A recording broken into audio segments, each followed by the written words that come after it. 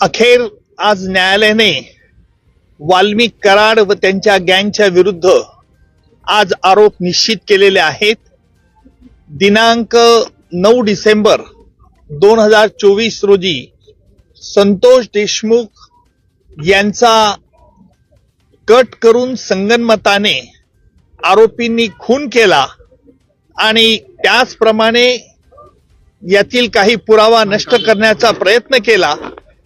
याला कारण म्हणजे वाल्मिक कराड याला जी खंडणी जो मागत होता ती खंडणी अबाडा कंपनीकडनं मिळण्यास अडथळा संतोष देशमुख यांनी केला.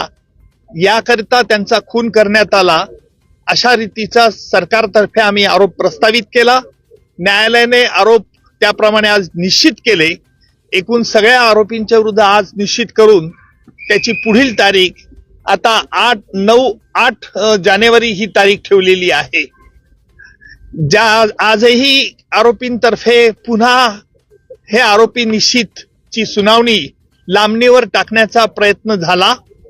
आरोपींनी या खटल्यामध्ये आतापर्यंत जे D2 ऑपरेशन केलं, ज्याप्रमाणे पाकिस्तानतर्फे K2 operation, K for Kashmir आणि K फॉर खलिस्तान असं केलं जात होतं, त्याचप्रमाणे आरोपींनी देखील या खटल्यात वेळोवेळी वेगवेगळे हातखंडे वापरून D2 operation, D for delay आणि डिरेल, उशीर करणं आणि खटला उलथून टाकण्याचे प्रयत्न होते.